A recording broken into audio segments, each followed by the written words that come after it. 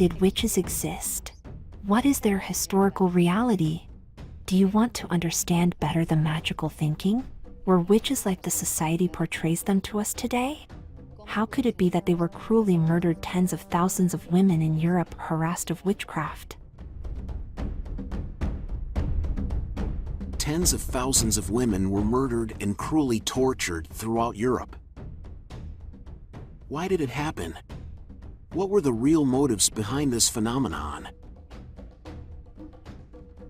How did this culture of nature worship and plant healing evolve over the centuries? What is the reality behind the phenomenon of magic and sorcery? Were the flights of the witches real? What is behind those nights of lust and debauchery, called covens?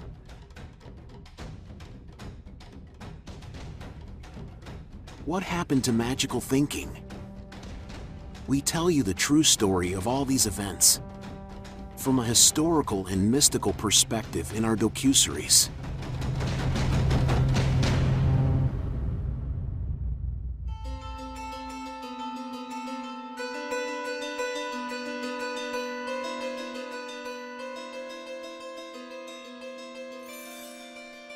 As of today, we can't define exactly the date and place where the first notions of sorcery and magic.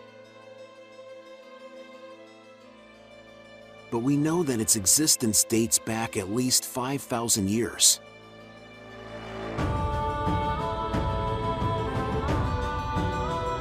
It's known that ritual practices to influence the environment date back to several very ancient Proto-European cultures, to ancient Egypt,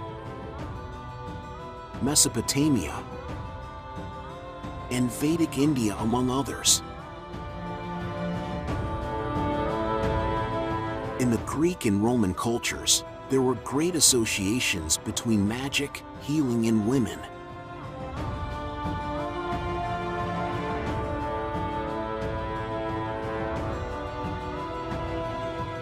Among the best known are the Eleusinian mysteries, initiation rituals in honor of Demeter, goddess of life, agriculture, and fertility, and her daughter Persephone.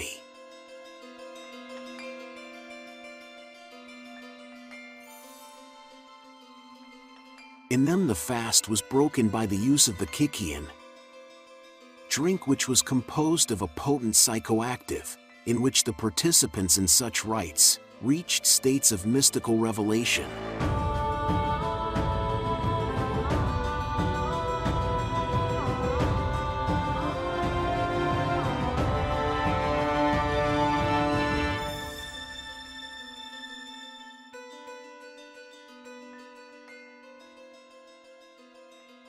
In these mysteries appeared the idea of a lower world, of an afterlife.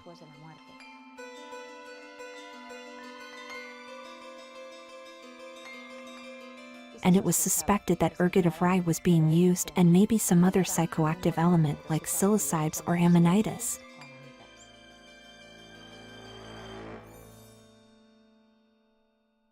In Roman times, before the arrival of Christianity, the cult of Diana spreads throughout the empire.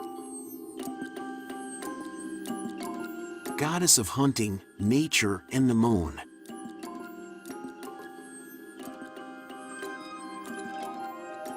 Within a framework of rituals oriented to seek fertility, in which they got drunk with potions that favored the visions of the ultra-terrestrial world.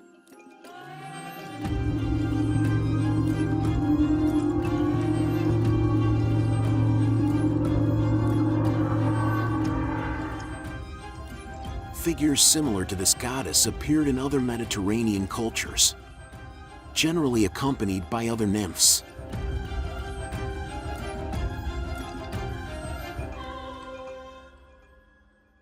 Also in Rome, magic was a widespread belief. Roman augurs were state officials who were in charge of beneficent magic, while the evil magic was persecuted and punished.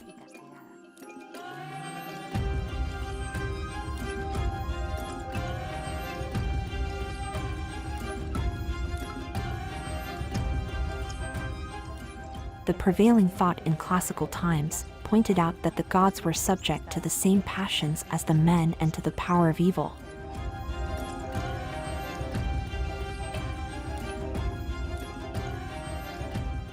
In the sorcery of the ancient world were essential substances and preparations that were combined and ritually applied to alter the passions or to regain balance.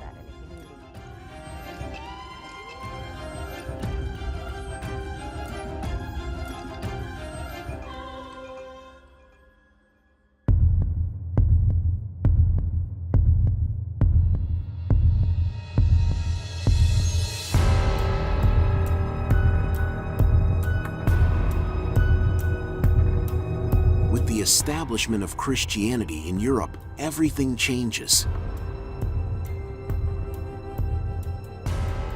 Efforts for religious unification in Europe outlawed first, and condemned harshly afterwards.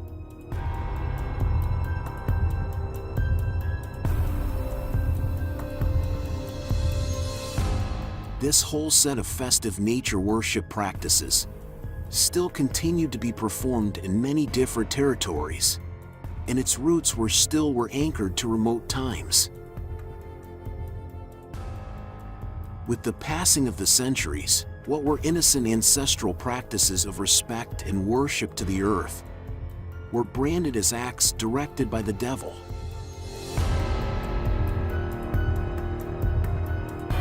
Being repressed with great violence by the civil and ecclesiastical justice, giving rise to savage and cruel acts against women.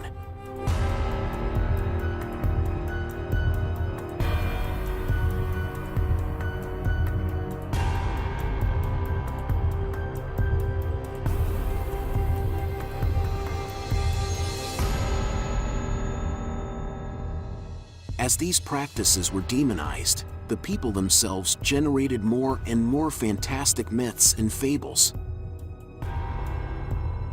These women, already qualified as witches, were attributed powers beyond the knowledge of plants and were granted an experience more closely linked to existence.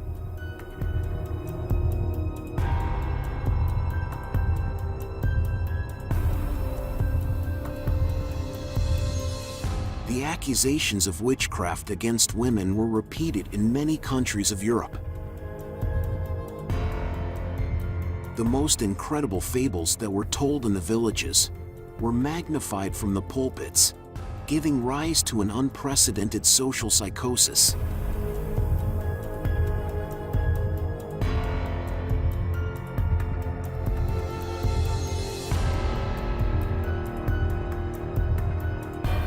It came to such a point that reality and fiction were intermingled without distinction.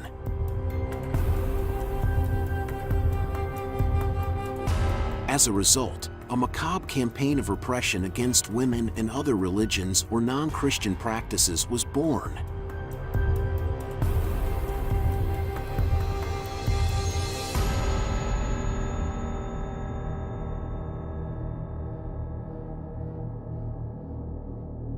Those early years, paganism and Christianity lived together in harmony.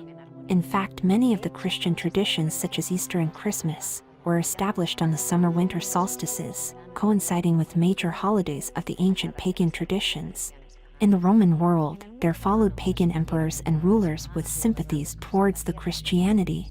When Constantine was rewarded for the victory, was generous with the god that had been bestowed upon him, outlawing the beliefs and practices of the heathen. Christianity thus began to be associated by the people with the old gods and demons and greater restrictions.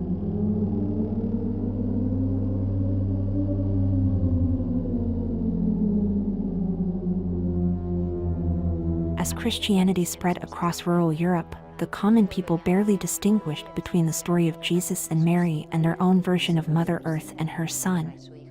Both religions seemed to go hand in hand, and the wisest were the center of authority in the villages as of old.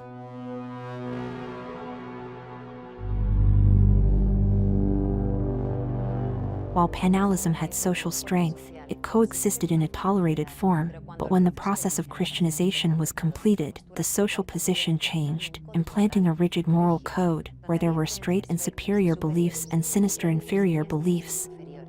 The new order would bring consequences of incalculable adversity for women, who seemed to be more predestined to evil than men according to the biblical texts.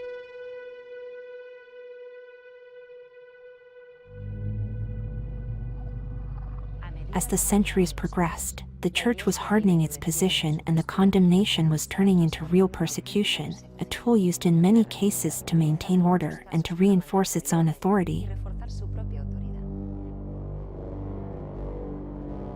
This generated in a direct way a disempowerment of women and meant centuries of hardship for the feminine gender.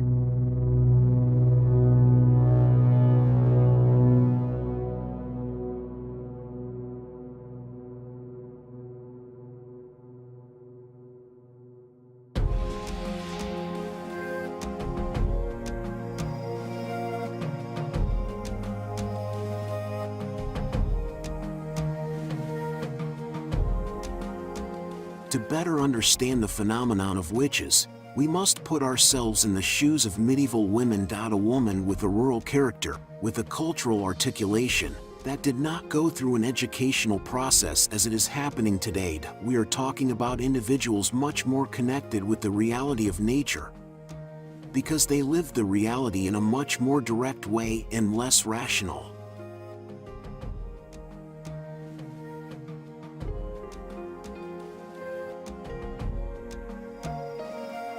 At that time, great importance was given to emotions, environmental phenomena, religion, fables and myths.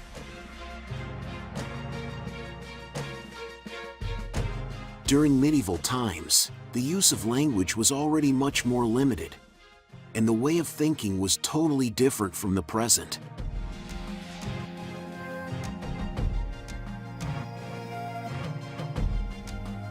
That use of plants and that greater lightness of intellect allowed for a much more balanced cognitive system towards myth. A more subtle conception of the world and the entrenchment of magical thinking.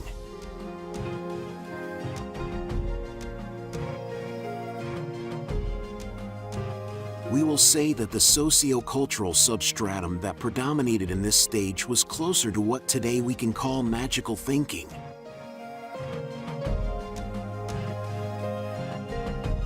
This attributed importance to and validated aspects of existence that since the advent of rationalism would be scorned. From that perspective, it is possible to understand better the practices, rituals that women performed, and also that there was space for a senseless violent repression as the one that happened.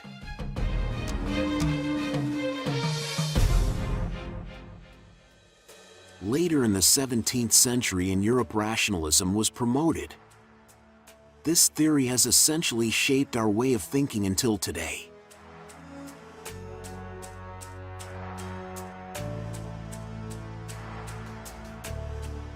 Rationalism established science, logic, and reason as the only way to approach existence, banishing any alternative approach to reality.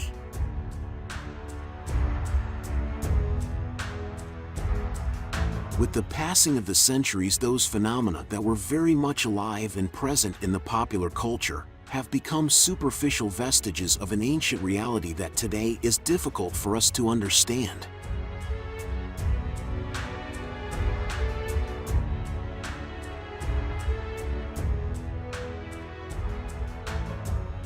Magical thinking is even more primitive than religious thinking. It is the essential connection between the human being and nature. It uses prayer, incantation, and ritual as procedures based on imitation and repetition, oriented to achieve an end for man. That the repetition of a prayer and of an action have a powerful effect on the unconscious. It thus makes sense the realization of the ritual.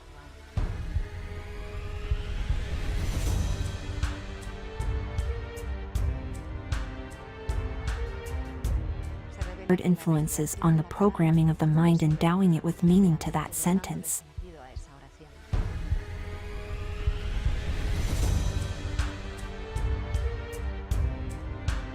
It is difficult to go back to the origins of magical thinking, but already since the classical antiquity, the first documents are collected that speak about certain women with the ability to transform at will and transform other animals.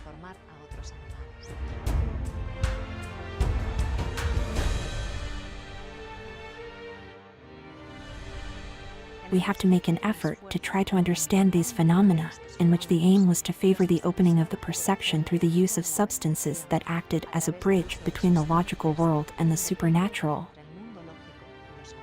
releasing the rational structures and opening the mind to a contact with subtle reality.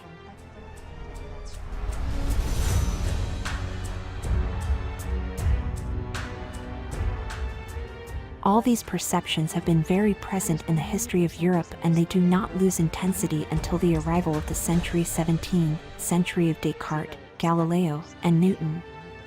When reason emerges, most vestiges of magical thinking disappear, for better and for worse.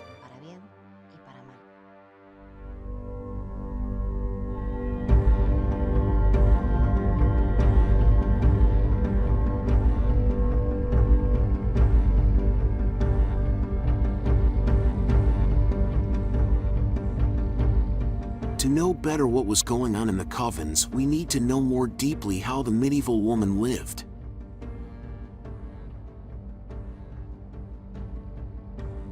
At this time, a large part of the rural population lived in small communities of a few families, often around a parish in an environment dominated by a feudal lord who had almost full powers over his subjects.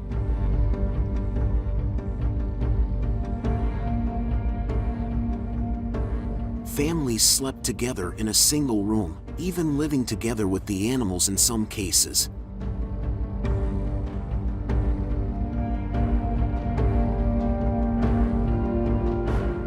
Under these roofs, beatings, incest, and constant abuse of women and children were frequent.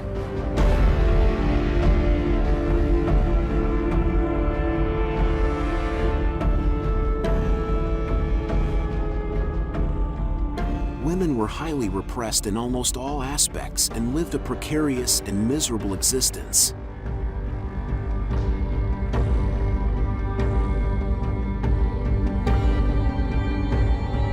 Some women started from a tradition of great knowledge of the plants that were used for healing, fertility, and for small home remedies.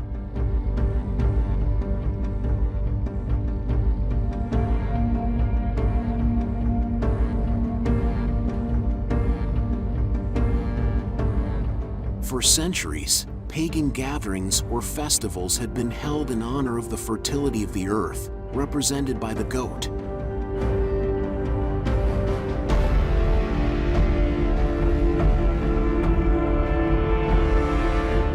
In these ceremonies, it was usual the use of ointments elaborated with a base of plants with psychotropic properties, which allowed women to escape from a highly repressive environment.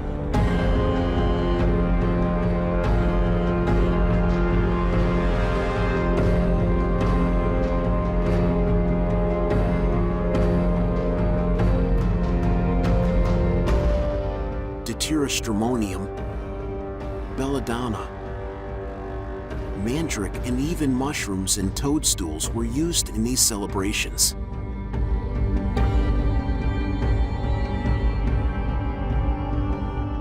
At the beginning, they had a more innocent character and were purely celebrations where sometimes mockery was made to the power, parodying the feudal lord and the parish priest. Este es el cáliz de mi sangre. Nos la vamos a beber toda.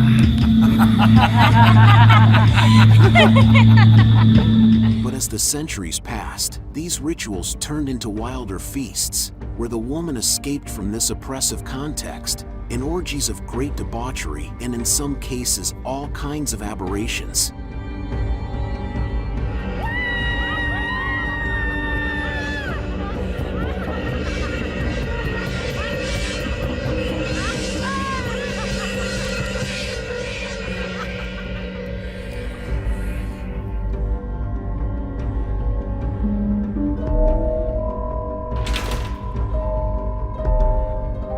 The first covens, around the year 1000, are nothing more than a distant vestige of paganism, where the servants celebrate an innocent carnival, in which they honor the moon to influence earthly goods.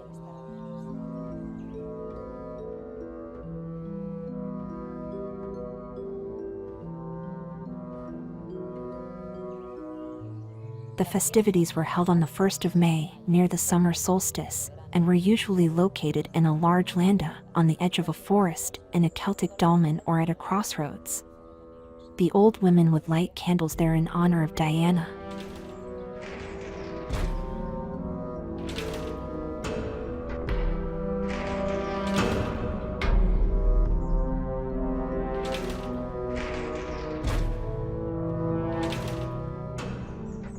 The historical reality of these celebrations has been demonstrated and reveals a deep need of the community to open a space where to give free rein to passions and lust in such a restrictive time.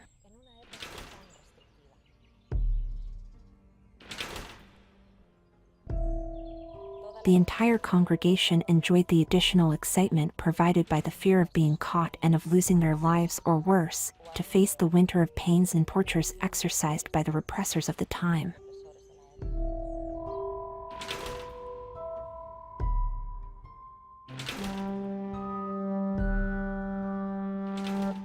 Let's remember that in this time the vassals lived in closed groups, where they could not marry with people from another place and neither with cousins and relatives. Therefore, in the coven, the natural attractions that they were trying to contain explode.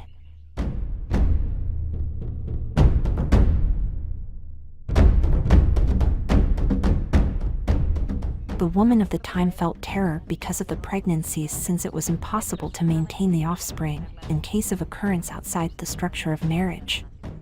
And in parallel, he wanted to avoid having many children, so as not to give satisfaction to the lord or the priest, with perpetual anxiety to increase the number of servants.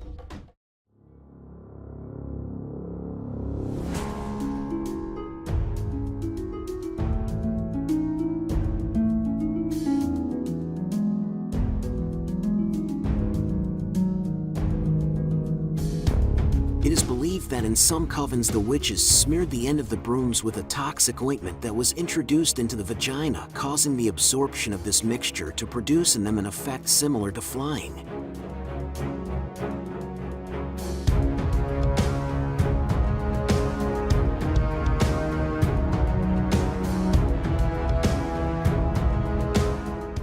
The combination of alkaloids could have given as a result an effect of great disconnection of the physical body, which we believe could have given rise to the extension and conceptualization of the flight of the witches in the popular culture.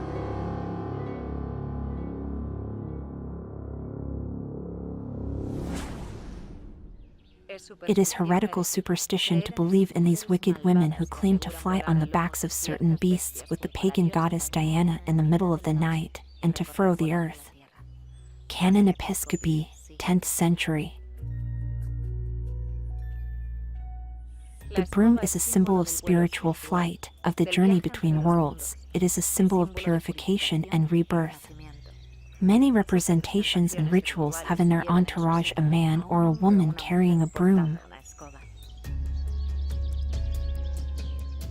The books of the Inquisition collect a multitude of testimonies, which claim to have seen women flying on their brooms to the covens, among many other fantastic acts. They even include declarations of women who were later judged, who claim to have lived this experience themselves.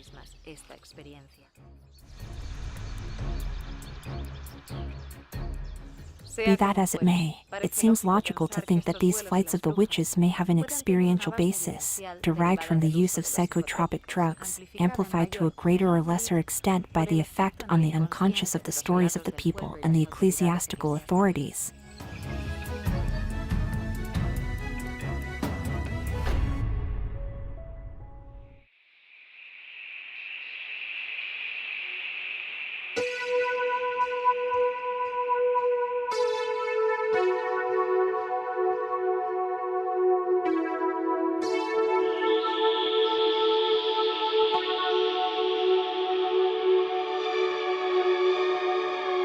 The woman of today in the West has become masculinized as a defensive response to centuries of repression, losing in the process part of its connection with nature.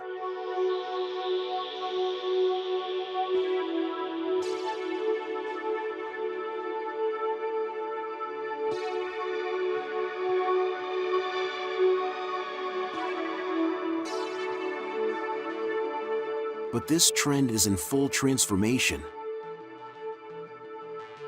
The world seems ready to accept again as a talent qualities intrinsic to human beings such as instinct, subtle perception, emotions as a way of growth and dialogue with the elements.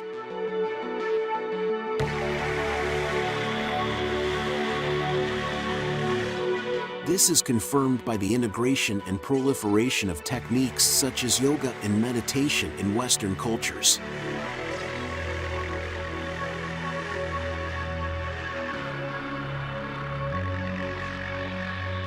With all this, a new era opens before us, in which the wisdom accumulated over time has a new space to see the light.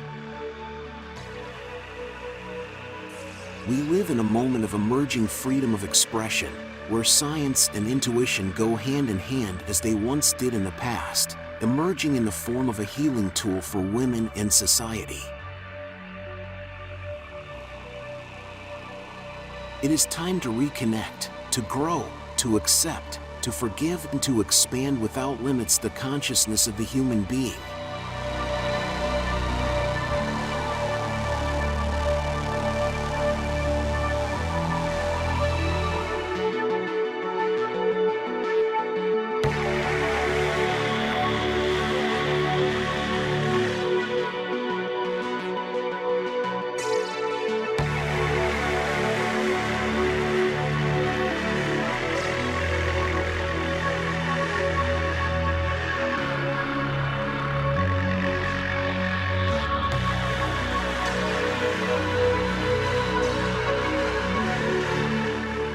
We wish that the deep understanding of the historical truth of the witches helped to repair the great wound that today separates the two genders. We hope it will serve as an inspiration to many women, helping to recover their space as women of power, where healing and knowledge of nature will make them connect with the true essence of witches.